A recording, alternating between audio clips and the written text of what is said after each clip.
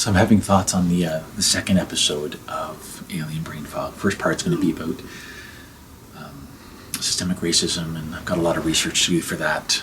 Second part is on long COVID, but I'm starting to think I need to delve more into. I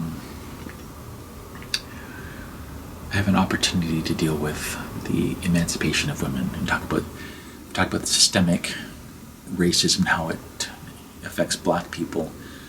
Well, I'm just getting a sense of the degree of gaslighting that we put as a society on women. And again, I've had an intellectual understanding of it since university. Since university, I've had an intellectual understanding of women are oppressed. But I really didn't get that until I spent a couple years dealing with gaslighting from racism and from gaslighting from the medical field, where I had a little bit of it because I was sexualized a lot when I was a twink. Men used to put their hands on me all the time. People used to satisfy themselves while looking at me in public places, and I was made to feel like a prude for thinking that was weird. But I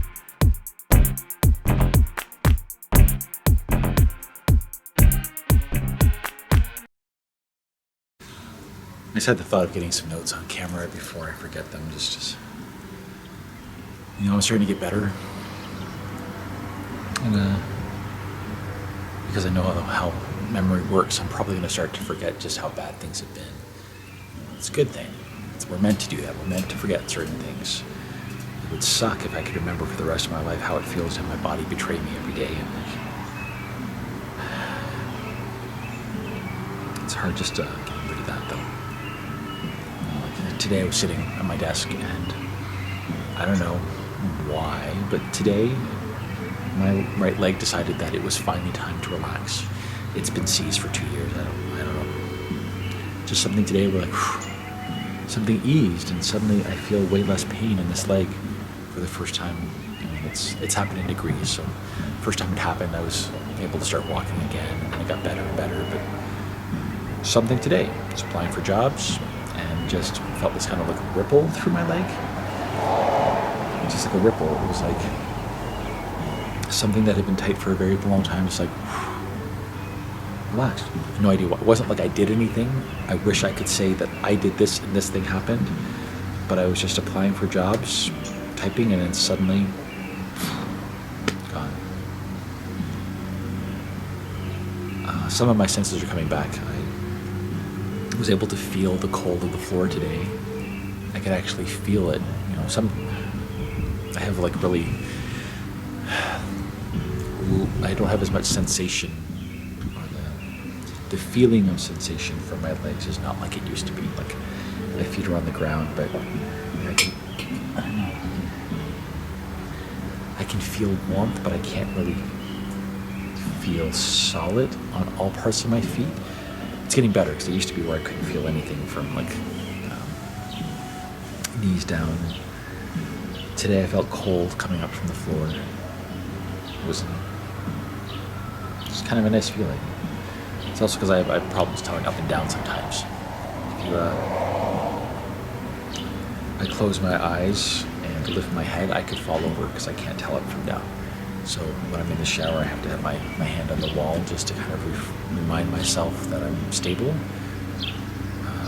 It's a conscious effort to stay standing with my eyes closed. I also have to talk about being able to do things in order. That's really tough for me.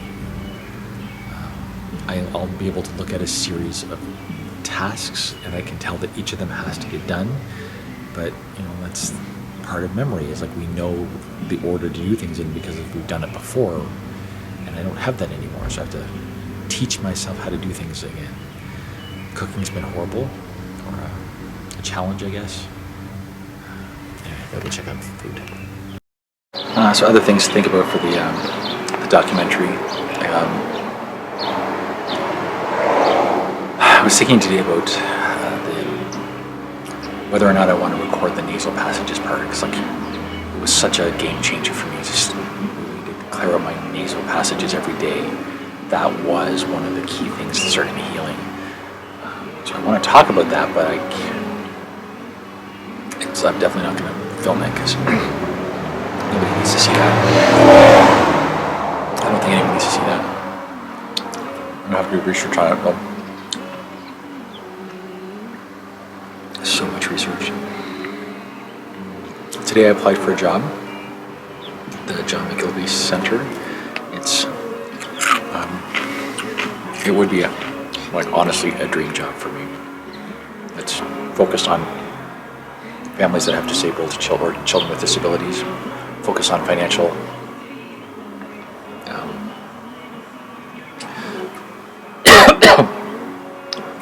financial security. So it basically would be helping families with children with disabilities plan for their financial future. I am uniquely qualified for it, and it would be, I think, really rewarding.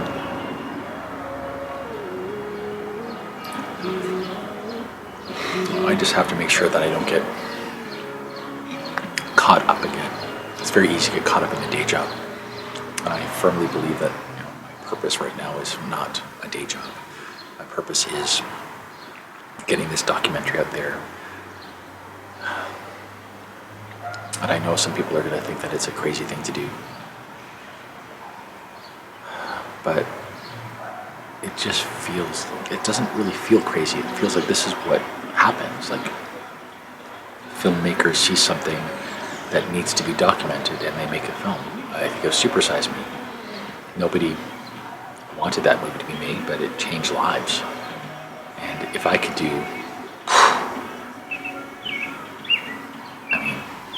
if I could do anything like that at that level, that's kind of, it was fun, it was entertaining.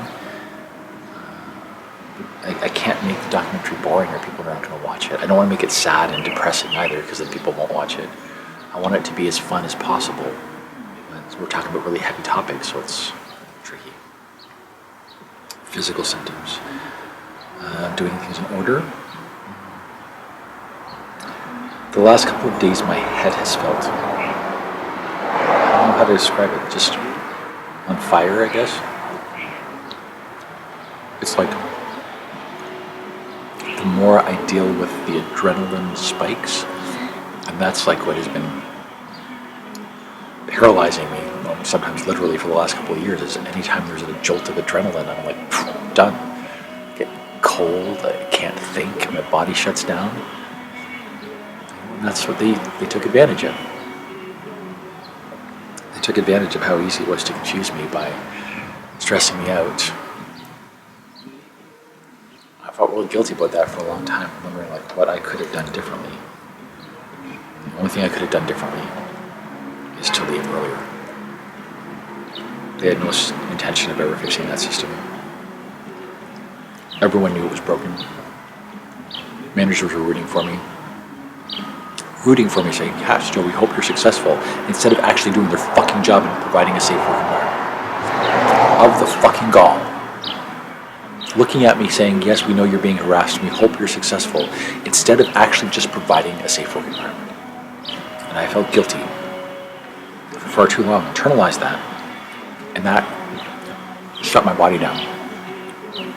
And I'm starting to think this is, again, I have to do research, I have to read Dr. Gabriel Mate's work, but I'm thinking it's going to align with this. It's all this internalized anger that we don't put outwards, so we turn it inwards.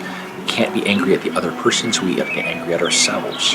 And we're always angry at ourselves, therefore our body starts to shut down. And I'm guessing this is probably related to chronic illness in women, because women have to be furious all the time.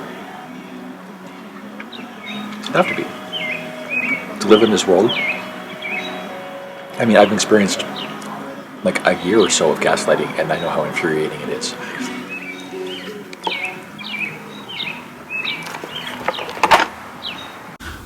I'm also going to have to talk in the documentary about this whole being unstuck in time thing, where it feels like I am sometimes here, sometimes I'm in the future, and sometimes I'm in the past.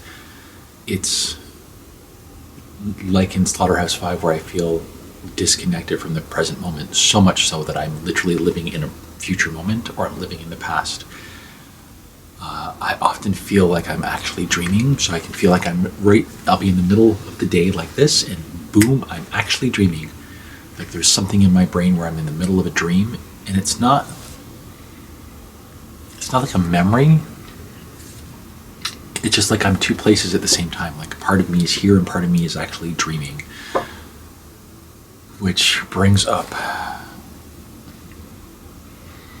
like, it's a weird feeling to tell what is real and what is not, when, you know, there's an element of you that feels like you're dreaming.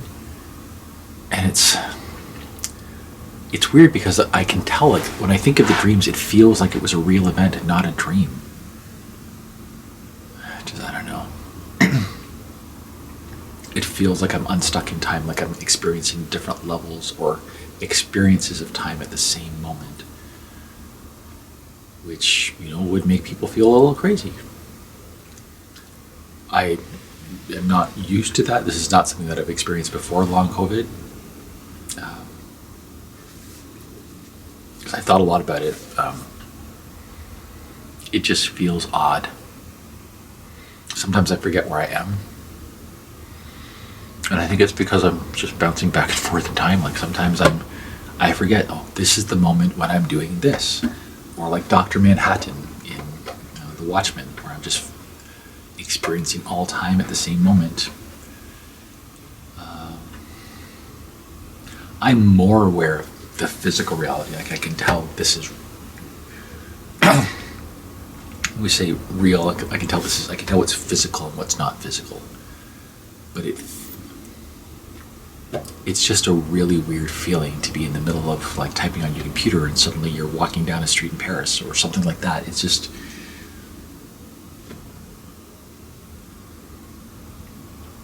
maybe my mind is trying to get me to focus on certain things. So I need to start focusing on what those moments are, because maybe it's my body and my brain trying to communicate with me in a way that they, you know, the old ways didn't work, so it's trying new methods. So instead of words, it's using symbols or pictures. Maybe it's nothing, but maybe it is just, it's my body trying to communicate with me, and maybe that's something to consider. Just pay more attention to what the images are and see if there's any meaning behind them. Or as far as what's happening when I get these events, it's random. It is not.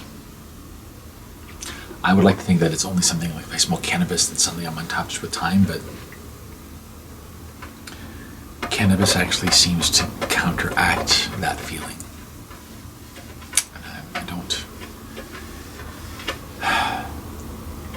I had to fight a long time to get comfortable using it. And I know lots of people use it for medical. It's common to use for medical conditions. I just have had a really bad relationship with it because of my father. And, you know, I always equated using cannabis with being a complete loser. And using cannabis would make you violent or whatever. But no, that was just my dad.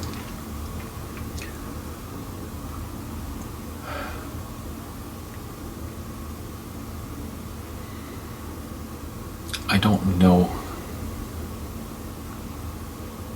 I'm having some, I have severe imposter syndrome. Not severe, I guess. It's like two things at the same time. I feel completely sure that this is what I'm supposed to do. Like, I am convinced the world needs to see Alien Brain Fogs, the series. Like, that has to happen. I think it's a good model for an educational series. And there's a part of me that just says, like, really, you? Why do you think you can do this? And then that's something I'll have to examine in the movie. Like, why am I the right person for this?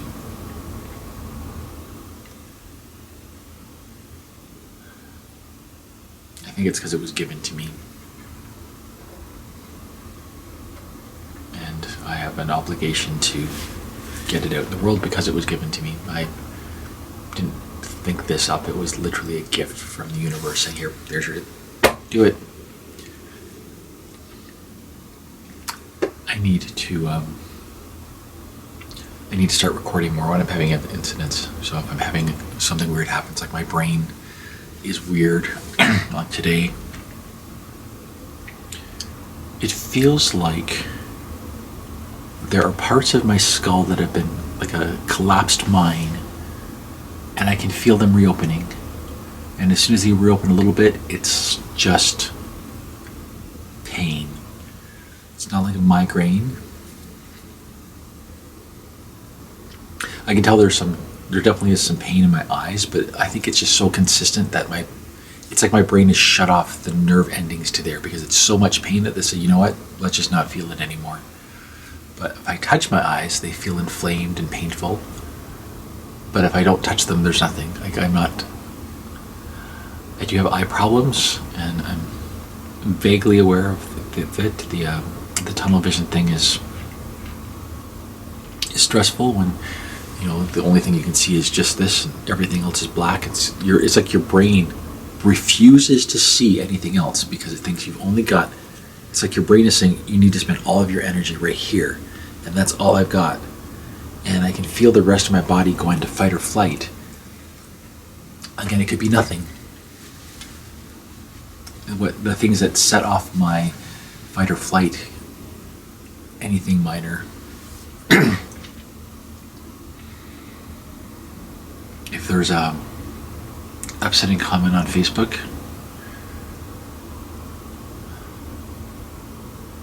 I usually can just let that go. It doesn't really affect me anymore. It's the only thing that affects me is like when I'm on TikTok and I know that there's some stupid kid being mean to me, I have to take a moment because I know I can't be mean to I shouldn't say stupid kid. When I say stupid kid, I mean people in their 20s, just to be clear. These kids in their 20s that think they know how the world works and they attack me. And I have that moment where I know I could be mean back to them. It's not the point of being that's. I want to try to be a person that people can come to ask questions and feel safe getting an answer. So me attacking other people doesn't further my cause. So I have to take a moment and respond with kindness and love. And in that moment where I have anger and have to choose to respond with love, my body will shut down. Because it's too late. The minute there's anger, there's things go through it. And then I have to work to get calm. Now I'm much better at that. Like a Facebook comment will take me about 10 minutes to get over. That's the more stressful it is, the longer it takes to get over. I'm going to start doing other things because I think I've forgotten a lot already. So more video diary stuff. I need to sort myself through this. Oh, actually, I didn't do that. Let's do blue for no reason, just to differentiate. I'm going to have to work through the triptych thing, which means I need to research triptychs in general. The three things together of systematic oppression, long COVID, and gaslighting, and then the alien thing. I need to find what they have in common to play off each other, which means I probably have to write all 3 episodes before I film them correct. I think that's right. Because I probably won't know if it's like my other projects, I won't really know what the purpose, what the thing is until I finish it. So that just means I have to do drafts. That's it. So I might finish all 3 of them and then go back to the first one. So I do have to finish all 3 of them before I release any of them. Oh, yeah, makes sense. I get the place next week. I get the keys. Hopefully I can get a job next week. That would be amazing. And then I can get really focused on outlining, and I want to get the the ChatGPT one done soon. And get that up on YouTube, start promoting it. But I need...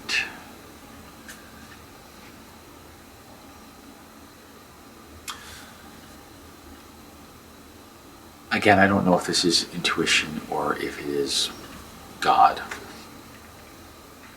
But there's this part of me that just, I would love for them to just give me my money so I can go away and just live a quiet life. But it feels like this movie has to get me. Like it's... Like it would be better for civilization if I do this. Like there's a better... I don't know. I don't know if that's just ego or...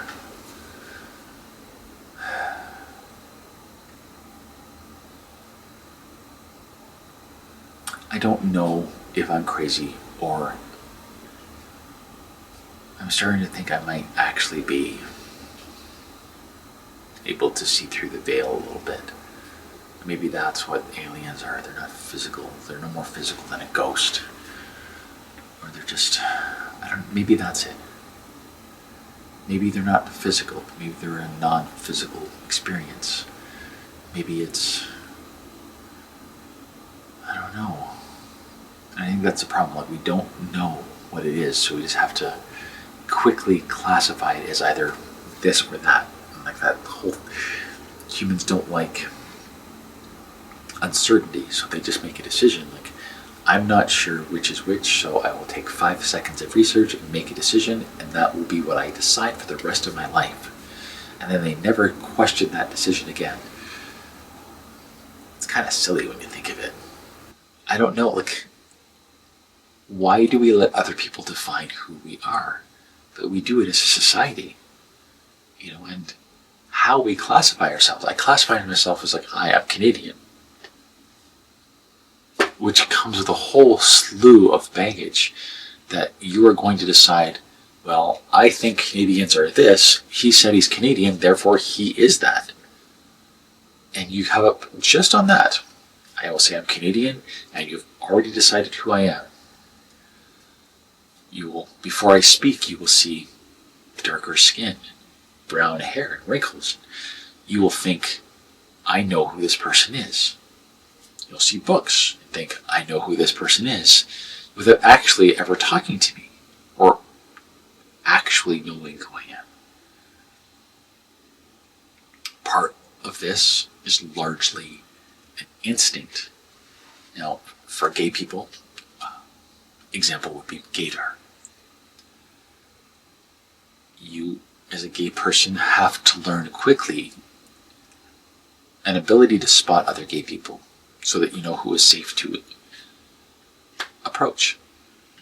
Because if you approach a straight person and hit on them, they could kill you. That is not exaggeration. That is just reality. That if you hit on the wrong person, they could kill you.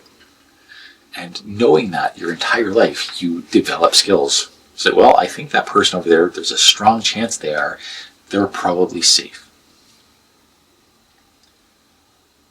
And it's that whole idea that a man could kill me just because he doesn't like me. That helps me identify with women a little bit. Because I think women feel that. Now, for me, I'm lucky because I don't feel it all the time. Especially if I'm in a relationship, I'm not hitting on anyone, I'm safe. Or, you know, someone might think I'm hitting on him. Like a man might think I'm hitting on him and try to attack me for that. But I'm safer.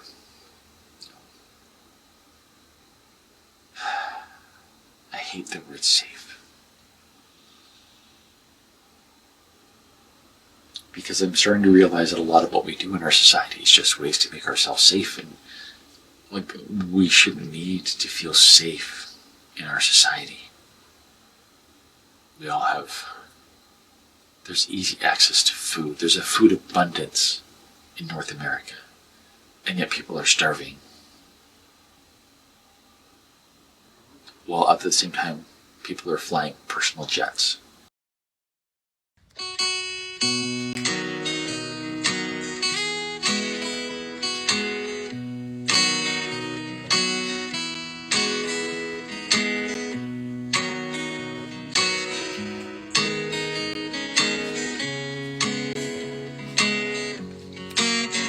So Doug, he's bought a new jet plane, and we all think that he's insane, 'cause he thinks all our money is really his. Doo-doo-doo. Well, I hate to say I told you so, but fucking yeah, I told you so. Well, maybe next time listen to Joe. 'Cause Doug, he's bought a jet plane. Don't know if he has gone insane. Oh, baby has to go. They wonder why the system is collapsing. You can only starve people for so long before they rise up. And I think that's what we're seeing. We're starting to see people rise up and say, you know what? Why is it that I have nothing and they have that? Why is that? Because they've forgotten the very basic rules of a society. Basic rules of society. You want it to thrive. Healthy middle class. The middle class goes away, so does your society. And it's kind of that simple. People need a government that is going to support them and do what's best for them. We haven't had that for a while. All we've had is children playing games and trying to stay in power, gathering money and acting like they are more important than we are. And I think people have had enough.